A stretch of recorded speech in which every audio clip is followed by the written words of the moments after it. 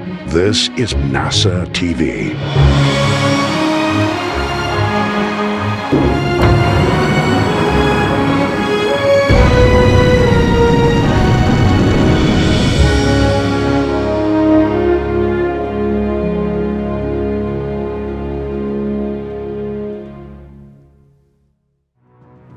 And you're looking live at the Crew Dragon spacecraft on top of a Falcon 9 rocket set to launch 4 astronauts to the International Space Station in a little less than 4 hours. But right now, they're live inside the room right here. Crew-4 astronauts getting their spacesuits on. And this is a live look inside that suit-up room where the crew of 3 Americans and 1 European astronaut are completing their checkouts of their spacesuits.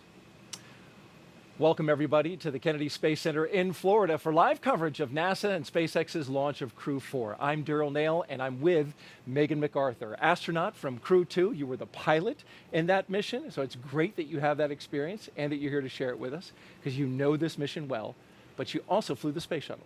Absolutely. It's always exciting to be at Kennedy Space Center on a launch day. I'm super excited to see my friends getting ready to fly. They all have big smiles on their faces, and it's going to be a great time watching them get ready tonight. Absolutely, and it all started when they woke up today at 8:37 p.m. yesterday, because we just rolled over midnight into Wednesday, but it was Tuesday just a few hours ago, and that gets everything rolling.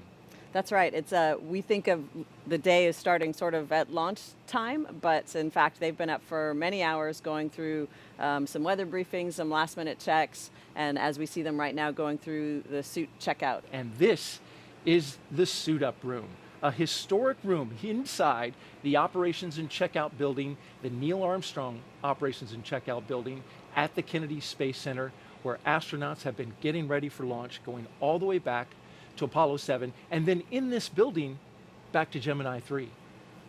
It's a great feeling when you walk into the room and you recognize the history that's taken place in that room.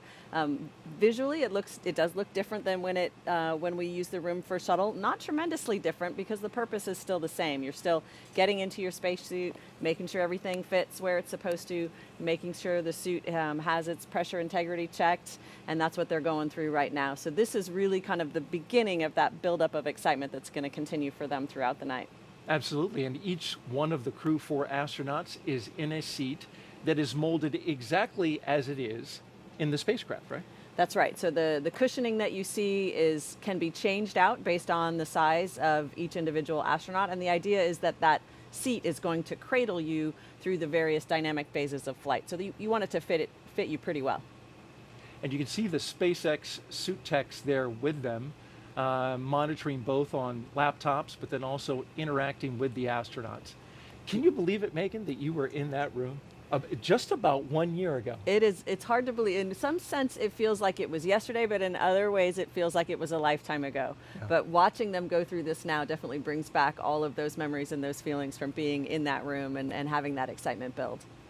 So let's get to know Crew-4 just a little bit more. This is the 4th rotational crew to fly on a commercial spacecraft, and each astronaut brings a diverse set of experiences to today's flight. And that astronaut that you see right there sitting in the chair, let's start with him. That is Dr. Kjell Lindgren. He was born in Taipei, Taiwan, but spent most of his childhood overseas in England, which he very much appreciated. You'll hear more from him about that.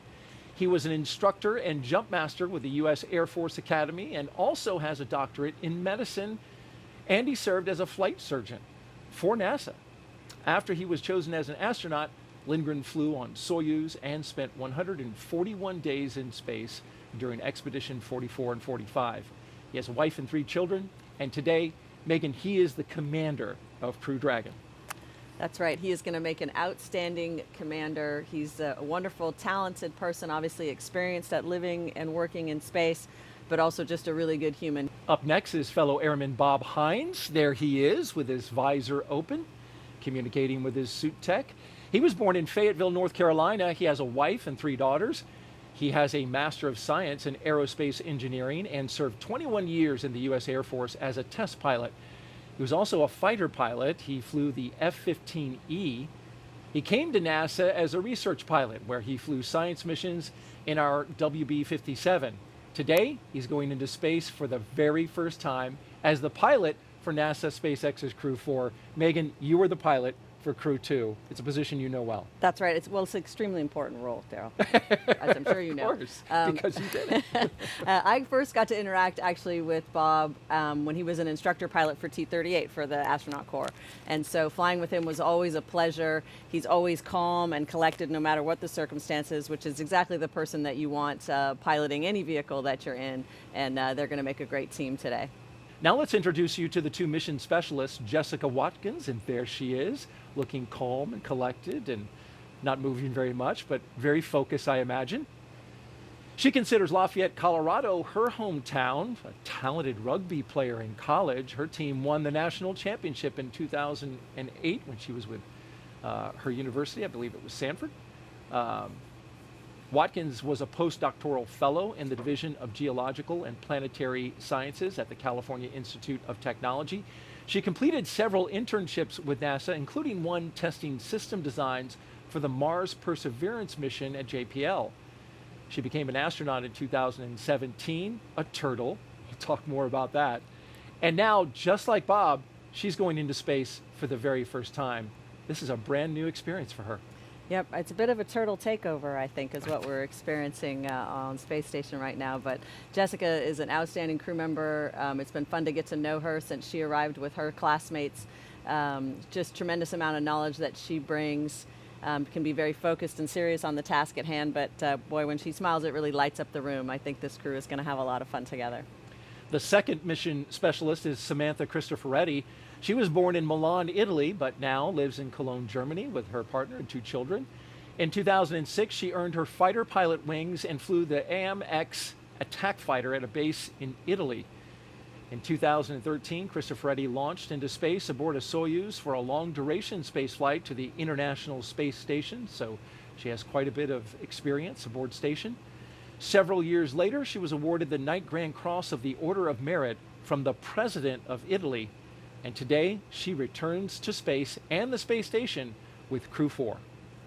Another very impressive resume, but also just a great person to be around. So they're going to really work well together. They've gotten to spend several months together training and getting to know one another. And I think this mix of experience and skills is going to blend really well and make for a successful crew. So now let's check in with our team monitoring preparations for launch at SpaceX headquarters in Hawthorne, California. We're going to NASA's Dan Hewitt and SpaceX's Jesse Anderson. Take it away. Hey, thanks, Daryl, and hi, everybody. Good evening. I'm Dan Hewitt. Thrilled to be back here at Hawthorne for another crew launch. Yeah, and I'm Jesse Anderson, a production engineering manager here at SpaceX, and per usual, super excited about Crew-4 today. Welcome to Mission Control in Hawthorne. This is where the teams are staffed around the clock as we count down to liftoff. Now on console or headset in Mission Control are 6 key positions. The mission director is in charge of the room and tasked with making real-time decisions to ensure mission success. The person that you'll hear talking to the astronauts is the crew operations and resources engineer, which you'll hear us refer to as the core throughout the broadcast. The additional positions are focused on vehicle systems, including avionics, navigation and control, software, propulsion, life support, and communication with ground support teams. And NASA has its own team members back in Mission Control Houston. We're going to check in there a little bit later, where they're preparing the space station for Crew Dragon's arrival. And we're going to meet several of those key players when we do check in. Now, today's ride to the space station will take about 22 hours with Dragon flying autonomously the entire way. And just like autopilot on a commercial aircraft, the crew always has the ability to take manual control of the spacecraft if needed. Now, at T-minus 3 hours and 39 minutes until liftoff, let's go to Andy Tran for an update on the launch countdown. How's it going so far, Andy? Things are going good, Jesse. We are coming up on T-minus 3 hours and 30 minutes, and things are going well for launch. At T-minus 4 hours, there was a briefing by the SpaceX launch director, and good news, there's really nothing significant to report on the rocket. Everything is looking really good for tonight. Earlier in the night, the team began clearing the hazard area and buildings around Pad 39A, known as the Blast Danger Area, or BDA. The only people remaining on the pad are the ones needed for ingress of the astronauts, and crew arrival is expected to happen in about an hour. As we look live here at one of the Teslas and members of the media and family members gathering, you can see in the left-hand side, Administrator Bill Nelson, NASA's administrator, former Florida Senator, here in the state of Florida. And next to him is Bob Cabana, the former director of the Kennedy Space Center and current associate administrator, working out of headquarters now, helping Administrator Nelson lead the agency. See Kelvin Manning as well to his right. And here comes Crew 4 down the hallway. All right. On the left, Bob Hines. On the right, Kjell Lindgren, giving a good wave. With those smiles. Great smiles. Jessica Watkins and Samantha Cristoforetti. And there in the elevator they go. Look at all those signatures, Megan. You can see them on the wall. Folks who have supported this program. Yes, I remember that when we got into the elevator, and it's such a good feeling. We don't often get to interact with the thousands and thousands of people that make it possible, and it's so nice to see that just tangible evidence that they're thinking of us, and it reminds us, of course, we all are always thinking of them too, but it's a nice reminder of how large and how dedicated this team is. And now we look at the doors for Crew 4, awaiting their moment with their families before they go out to launch pad 39A, a historic pad here where their rocket awaits them, as well as their spacecraft, the Crew Dragon Freedom. And the gull wing doors of the Teslas now opening. There they are. There they are. 4, countdown 1. The astronauts of Crew 4 getting ready to go to space, taking their first steps outside from left to right. Jessica Watkins, Bob Hines, Kjell Lindgren, and Samantha Cristoforetti. Oh, what do we got here? 1, 2, 3, 4! Nice. And a cheer before they go off to space.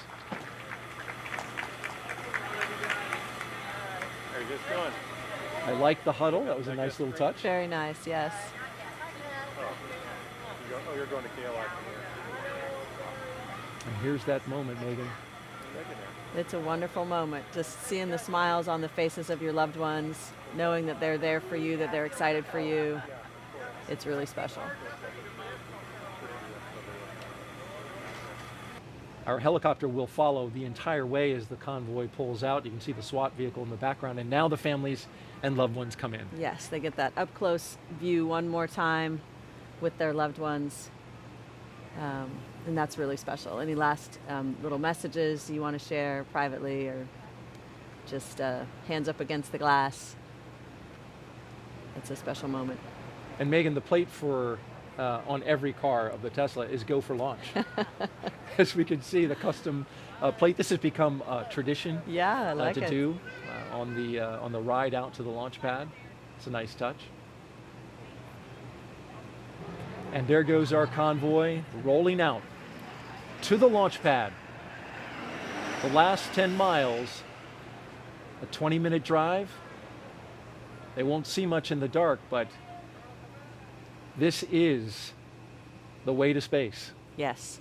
This is a nice relaxation moment. You've just gone through a happy scene, hopefully, but an emotional scene nonetheless. And this is a little bit of a time to kind of lean back in your chair a little bit. For me, it was blaring some favorite songs. And at nighttime, that was fun just because of the darkness and then the different lights that you see. It was kind of a neat visual experience. But it's just a time for a little bit of relaxation before the next phase of the journey. They have arrived.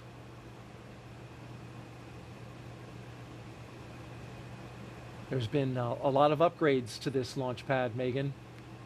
You flew it and flew out of there under both configurations, both as a space shuttle astronaut and as an astronaut on Crew Dragon. That's right. And we get an opportunity to tour the launch pad with a family member in the days leading up to the launch, which is really special. But other than that, we don't spend a whole lot of time on the launch pad. So getting to see it for us is always a very special thing as well.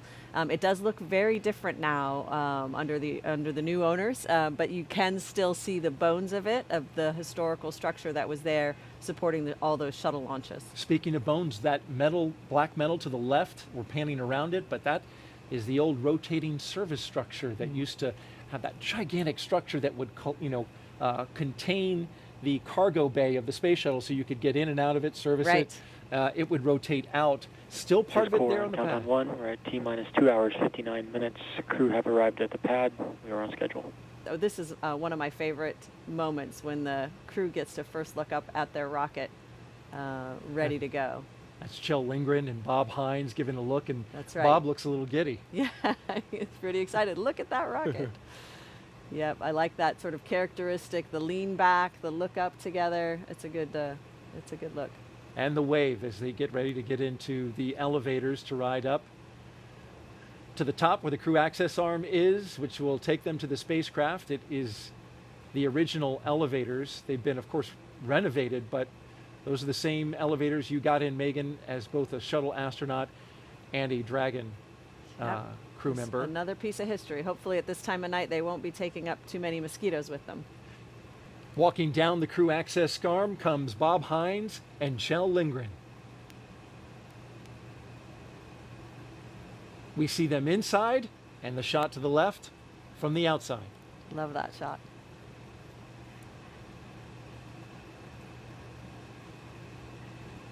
The closeout team not far behind.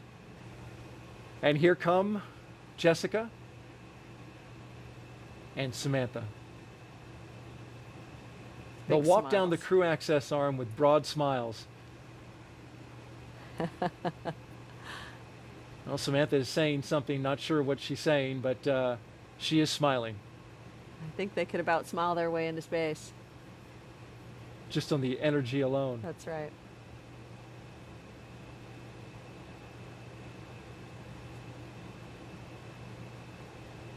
The White Room also allows for completion of cargo load at T-minus 24 hours. So it has use to both get the astronauts inside the crew capsule and to get that late stowage.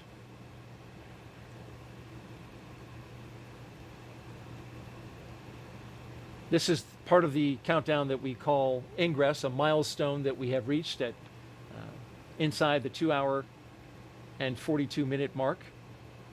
Simply means that the astronauts are getting inside Crew Dragon.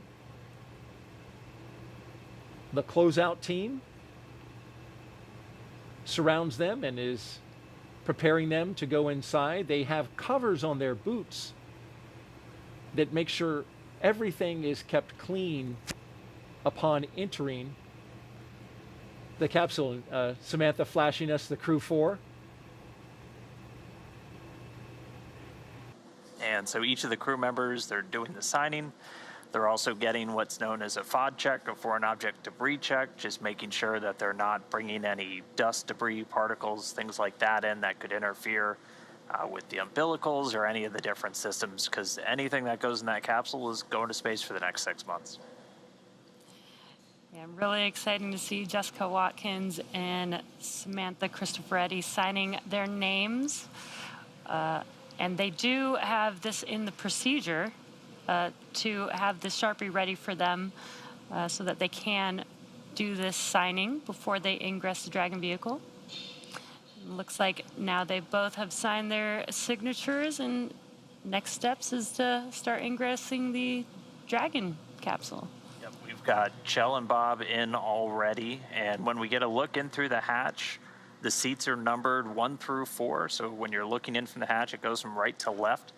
So that seat all the way on the right will be seat 1, and that's where Samantha Cristoforetti is bound. Just to the left of that is seat number 2. That's the commander's seat, and Kjell Lindgren already seated there. Next to that, the pilot's seat, seat number 3, where Bob Hines is going to be riding uphill, and then Jessica Watkins will be in seat 4 all the way on the left. And these seats have a connection point to the suits. They've got an umbilical, basically a hose almost, that plugs into the leg of the suits, and that provides a couple of really critical functions for the suit. It gives them a hardline connection to communications through the Dragon spacecraft. It also provides the capability to flow just conditioned cabin air to help them stay cool. Performing a similar function to that blue box we saw them carrying earlier. But then one of the really critical ones that all of the different umbilical points can provide is pressurized nitrox, and that's to, if these suits need to be pressurized for any reason, we can flow that in. If they're in a depressurized cabin, if issue with the atmosphere or anything like that, that suit can provide a pressurized, safe environment for the crew members. And you can see on your right-hand screen that all 4 of the crew members are now sitting in their seats. You can see the suit techs there helping them get strapped in or harnessed into each of their seats, and their umbilicals attached to their suits. And every part of this process is very precise. You did see as the crew ingress through the hatchway, the suit techs even put their hand over their helmet. That's a part of the procedure, again, to make sure that they're, they don't damage anything as they enter the vehicle. Same with as they're putting together their harnessing. Again, every step of this process is very precise, and we might be able to see it in a minute here, but they do have some tablets and some pads with them where the crew can follow along with every procedure, every step of the way. Well, thank you for those social media questions. Keep them coming. Shuttle Gravity asks, why have many of the SpaceX crewed missions launched at night? It's funny. You and I were just talking about that. I'm not sure that we came up with the answer. It certainly is the case that launch, well, orbital mechanics are complicated. That was my answer, yeah. I think we definitely came to the agreement that it's a beautiful site. It could also, it's certainly orbital mechanics. Where the space station is important, and I think also probably weather might be, in general, the winds might be calmer at night by the ocean, but that's really just a guess. It's not something that I've tracked closely. I don't know if you guys have talked about it internally. It is, and the conditions are better at night, but it's exactly as you say. It does come down to where the space station is going to be and how they need to catch up with it. And so when we land at night, the launch ends up happening at night. It's just the way it is, yeah. And that's why we're spending our entire overnight getting ready for this launch. Which it's interesting that they noticed that, because Demo 2 and Crew 1, Crew 1 I'm a little fuzzy on, but I think those were daytime. But Crew 2, Crew 3, Crew 4, all overnight. All overnight, that's right. But you notice that the Axiom 1 mission, which was just about 2 weeks ago, that was during the day. So it really just depends. What I remember from shuttle days is that as the launch gets later, the time gets earlier by about 23 minutes or something like that, day by day. Right. So you used to be able to do that launch math pretty quickly. If you knew the mission had slipped a week, it was going to be so much earlier. So it really does have to do with where is the space station relative to the launch site, and you got to launch right when they're directly overhead, and that's how we do it. And it's an instantaneous window when it is overhead. When Crew-4 arrives at the space station tonight, they'll officially become Expedition 67 flight engineers. Once on board, they'll do something known as a direct handover, just like what astronaut Megan McArthur was talking about, basically saying that Crew-3 and Crew-4 will be aboard the space station all together until Crew-3 comes home sometime next week. Crew-3 will be able to give Crew-4 an orientation, show them the ropes, which might be particularly helpful for first-time space flyers Jessica Watkins and Bob Hines. A direct handover also helps ensure a continuous U.S. presence on the space station, a record that we've held for almost 22 years. But the space station is an orbiting laboratory, and they'll jump right in on research investigations. So I'll toss it over to Megan Cruz, who can tell us a little bit more about those exciting experiments the Crew-4 will work on. Chelsea, thanks you so much. Yeah, I want to introduce everyone to David Parker here. He's the European Space Agency's Director of Exploration. How are you? I'm great. Good morning to you. You are very excited. Well, I do know why you're excited. This is your first launch from here at Kennedy. It is. It's incredible. I've been working in the industry for 30 years, and here I am, the first launch at Kennedy. That's so exciting. And you're going to watch Samantha Cristoforetti's second trip to the International Space Station once she launches from here. When she gets there, she'll be working on a lot of science experiments, right? Yeah, that's true. She'll be working in our European lab aboard the space station. That's called Columbus. And she'll be continuing many experiments that have been started, but some really interesting ones for her mission. For example, she's working on DNA research and related to aging. And that's related to one of her own interests, which is osteoporosis, the effects of aging back here on Earth. So it's linking what we're doing aboard the space station to the research that's really relevant to us back here on Earth. We're getting ready to send Crew-4 to you. How are you getting ready for their arrival? Well, it's funny you asked, because actually just yesterday we caught the visiting vehicle Cygnus, the SS Pierce Sellers, and brought it on board the space station. And on board that space vehicle is a whole bunch of supplies for Crew-4. So yesterday evening and today we've actually been unpacking it, and part of the supplies that it's brought up are food, clothes, and other items for Crew-4. So we've been starting to distribute those around the station, pre-position them for them, and then when it gets closer in time to them showing up, we'll actually start to unpack those bags and set up their crew quarters for them. That's right. Phil McAllister, thank you so much for being here today. Thank you. So talk to me about this being the 4th crew rotational flight to the International Space Station. What kind of milestone does this represent? Well, it represents that we've been working on these vehicles for, it was 10 years in development. So now after all that development, we're actually flying, and it's very gratifying. And to have 4 missions within 2 years, it's really kind of amazing, and it's really picked up the pace, and it's just what we were working for. It is T-minus 47 minutes and counting. The SpaceX launch teams are finishing final review of data from checkouts of Falcon 9 over the last hour. The launch director is about to poll the team for readiness, both to load propellant and to launch. And the exciting thing is this is the last poll before we lift off. The 7 SpaceX engineers indicate they are go by electronically voting on the online countdown procedure. The launch director also checks in with Dragon mission director and NASA launch manager to make sure that they are also ready. We are proceeding with the crew arm movement. So that access arm that is adjacent to the vehicle, that's going to start to move to its launch position. Operators in Firing 4 and MCCX, the control will be in a lockdown state until launch escape system is disarmed.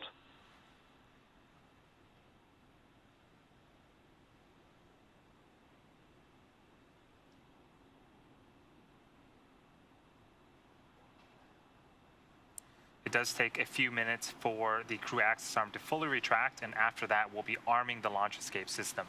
So on screen you can see the Dragon capsule with the crew access arm still in the surface position.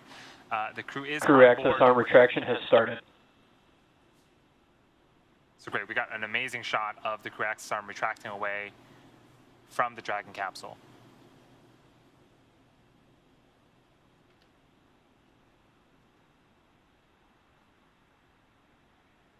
So again, this is going to take a few minutes to fully retract, and then the next major activity is going to be arming that launch escape system of the Dragon vehicle. So far, weather and range continue to be go for launch. We are monitoring the clearance area around the launch pad as well as air and sea space around the flight corridor.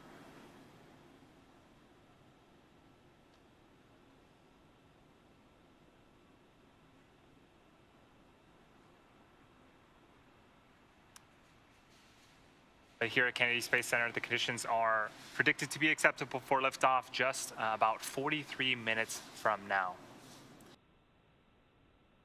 Propellant load has started. There you hear the call out that propellant load has begun. A big milestone.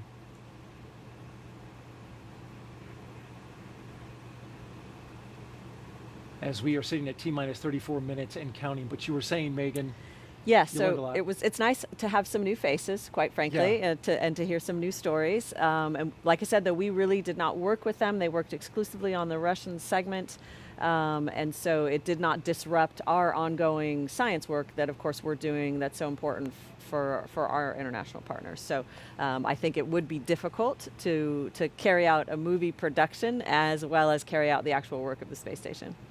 just another example of the continued private use of the International Space Station, and I guess you didn't photobomb their shot? I did not, no. I stayed Okay. safely behind the camera or in the other room entirely. We are now T-minus 33 minutes, 57 seconds and counting away from the second launch of a Crew Dragon with people on board in 2022. Today will begin the next 6-month rotation mission to the International Space Station. The launch escape system is armed. That happened just before we started loading the propellant onto Falcon 9. The Dragon capsule, though, it was loaded with its propellants about a week and a half ago, just a few miles down the road at a facility SpaceX calls Dragonland. In order to fly, Dragon needs a fuel and an oxidizer. So for the fuel, SpaceX uses monomethyl hydrazine, or MMH. and nitrogen tetroxide, or NTO, for its oxidizer, and together, those propellants feed the Draco engines that maneuver Dragon on orbit. All right, we're coming up on 2 minutes until liftoff, standing by for stage 2 LOX load being completed.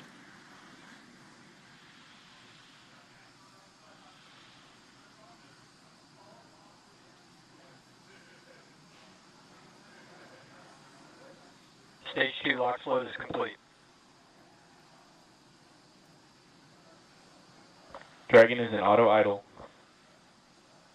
All right, Dragon's flight computer and auto idle. Next, it'll flip over to countdown.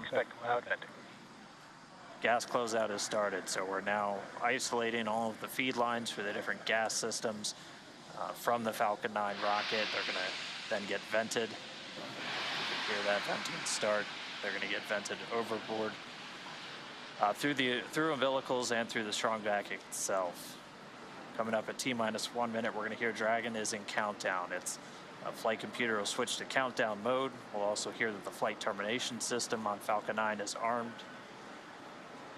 Falcon 9 will move into startup and take over control.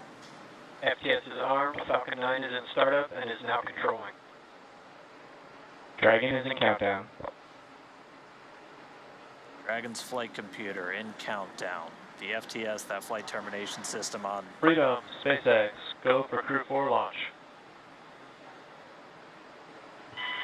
Freedom is go for launch. SpaceX reports go. Crew reports T-minus go. 30 seconds. You heard it there. 30 seconds away from liftoff. T-minus 20. T-minus 15 seconds. 10, 9, 8, 7, 6, 5, 4, 3, 2, 1, 0. Ignition. And liftoff. Go Falcon, left freedom range, fast speed Crew-4.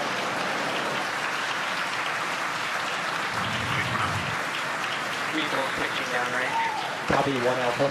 Freedom soars and the Dragon flies forth.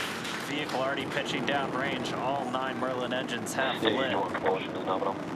Getting good performance on stage 1 propulsion already.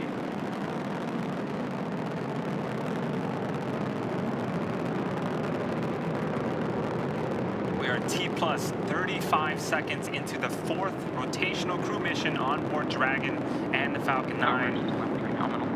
The 9 Merlin 1D engines on the first stage are beginning to throttle down. Stage 1 throttle down. In preparation for max Q. This is where the vehicle will experience the highest amount of aerodynamic pressures, so we'll throttle down the engines in preparation for that event.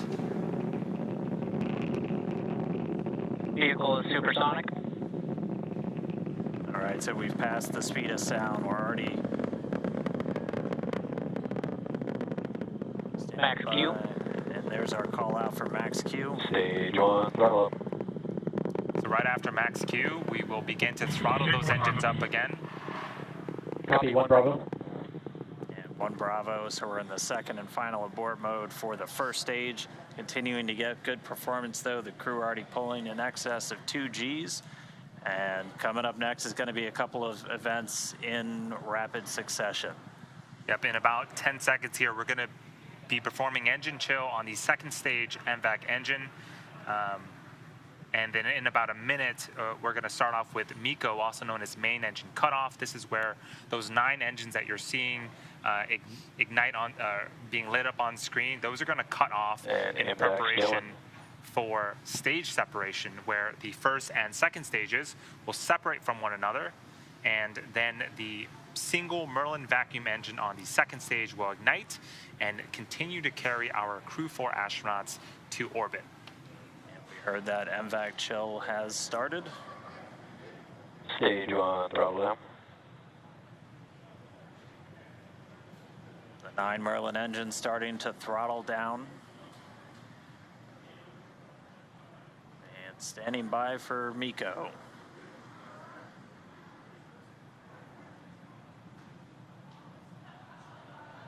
and MECO. Stage separation confirmed. So MECO, stage separations confirmed. And ignition. We see that Copy, second 2 Alpha. stage engine light. We're in 2 Alpha, the second abort mode. The second stage is lit, continuing to carry the Crew-4 astronauts onto orbit. And this is a fantastic view. On the left-hand side, this is the first stage, now separated from the second stage, but it's still being illuminated by that single Merlin vacuum engine on the second stage on the right-hand side of your screen. So right now, the first stage is making its way back to Earth to attempt its 4th landing on our drone ship, a shortfall of gravitas. The crew is on the opposite side of the engine that you see on the right-hand side of the screen. They are continuing with their journey to outer space. Seeing good performance on that lone Merlin vacuum engine on the second stage. The crew's G-load dips right when we hit that separation event. It's going to continue to build up now. Just heard acquisition of signal Bermuda. That means we're now... SpaceX, nominal trajectory. Freedom copies, nominal trajectory. That was our guidance, navigation, and control officer. Nominal trajectory. Dragon's pointed in the right direction, continuing its flight to orbit. We heard Bermuda called out. That's one of the ground stations now receiving telemetry from the Dragon as it continues its path uphill. So we'll have the dueling boxes here for a while as the first stage makes its way down. That second stage going to continue firing until about a little over 8 minutes into the flight. Doing the heavy lifting now. The first stage has a couple of events itself in order to land on a drone ship. So at T+7 minutes and 25 seconds, it's going to start its entry burn. It's going to be one of 2 burns. This is where 3 of the 9 Merlin engines SpaceX, nominal trajectory. on the first stage will relight and burn for about 30 seconds in order to slow the vehicle down before hitting the denser parts of the Earth's atmosphere. Acquisition of signal, New Hampshire.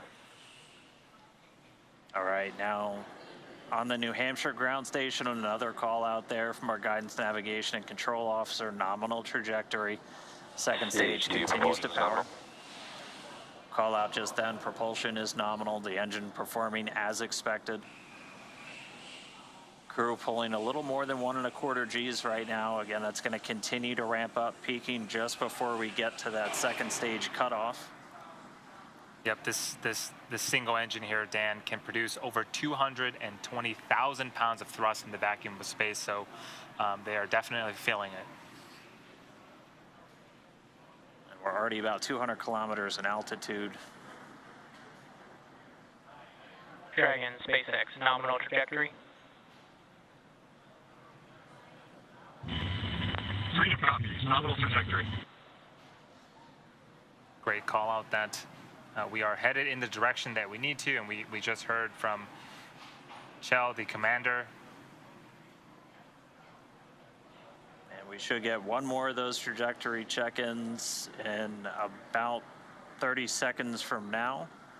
And then we'll start to hit our events in rapid succession as the first stage continues to make its way back home.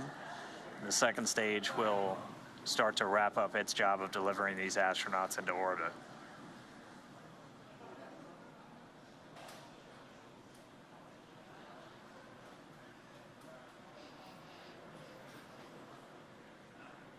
Yeah, we don't see it on screen right now, but the first stage is making its way back to our drone ship in about... Dragon, SpaceX, nominal trajectory. In about 30 seconds here, it's going to start its entry burn. And there was the other call out that you were mentioning, Dan, about the trajectory. Things, again, continuing to look very, very good for the ascent portion.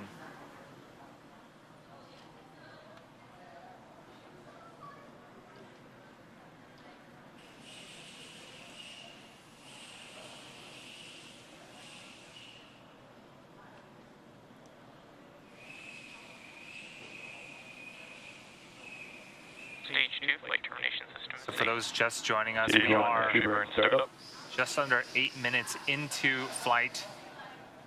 We have 4 astronauts as part of the Crew-4 operational mission. You can see on the left-hand side, this is our first stage with 3 of 9 Merlin engines reignited and slowing down the first stage before we hit the denser parts of the Earth's atmosphere. So this first stage has one more burn left. That's going to happen just before the T+9 minute mark, and then we'll attempt landing for the 4th time on our drone ship that's currently parked in the Atlantic Ocean.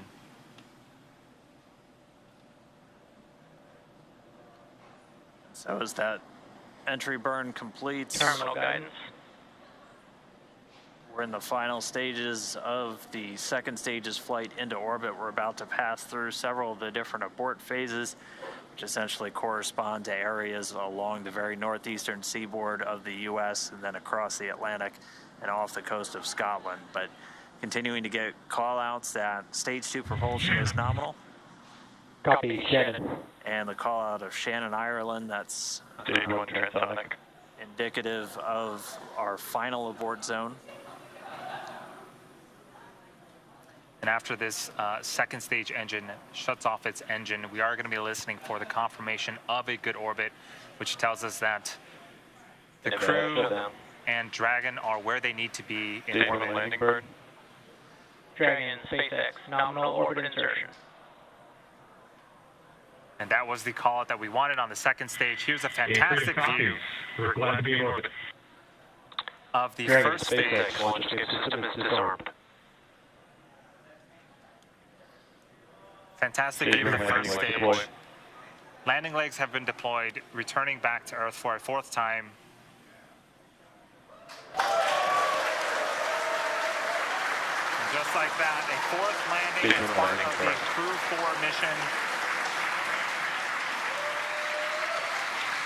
You can hear the applause behind us.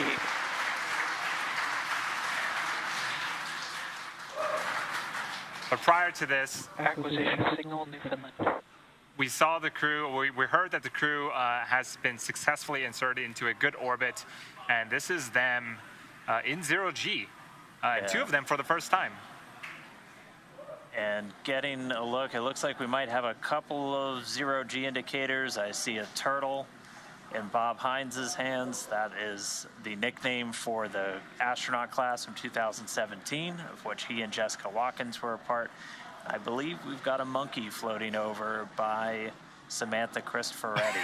But first view of Crew-4 on orbit, experiencing microgravity. They're still attached to that second stage, which at this point is going to continue to coast for a couple of minutes.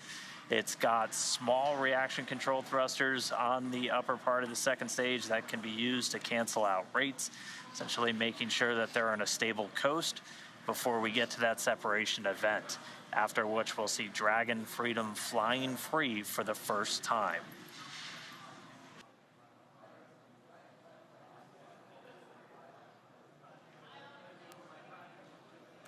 So though the crew, as we see them here inside Dragon, they have separated from the second stage, but they still have about a 16-hour journey before making it to the International Space Station and docking tomorrow, or today, later on today. But it is so great to see them flying free in space. They do, and we did get confirmation that that nose cone deploy sequence has started. So again, those 6 hooks that hold the nose cone in place during the launch and ascent portions have to retract, and then the nose cone will be able to start to swing open and deploy, and that will uncover a number of critical systems for Dragon's flight up to the space station, not the least of which... Freedom, LD, I hope you enjoyed your ride. It's been an honor flying with you, Kjell, Farmer, Samantha, Jessica. Have a safe journey to the space station. Say hi to Crew-3 for us, and we'll look forward to seeing you when you get home. Indeed, the dream is alive. Now some words from our CE. Dragon, CE, privilege having you fly with us. Good mission. We'll see you later.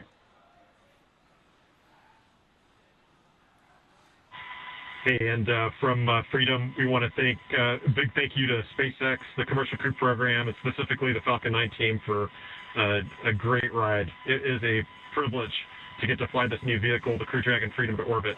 Huge thanks to the teams that assembled and prepared her for flight. We're feeling great and looking forward to the view.